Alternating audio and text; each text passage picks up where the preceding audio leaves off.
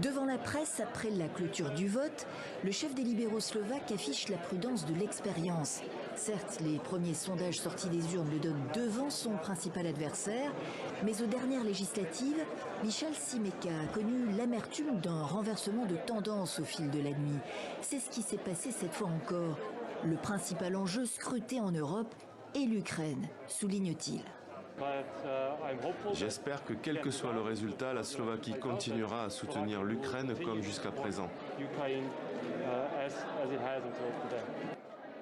Bien entendu, la campagne a été sale. C'est devenu une habitude. Il y a eu de la désinformation, des vidéos fabriquées, mais rien qui ne suggère des élections truquées. Avec plus de 99% des bulletins comptés, voici celui qui tient la corde.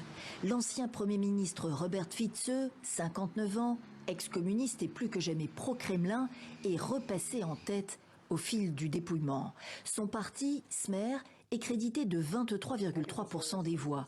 Pendant la campagne, il a clairement indiqué qu'il mettrait fin aux livraisons d'armes à l'Ukraine. L'avocat Fico a également fait savoir qu'avec lui, le président russe Vladimir Poutine, sous le coup d'un mandat d'arrêt de la Cour pénale internationale, ne craindrait rien s'il venait en Slovaquie.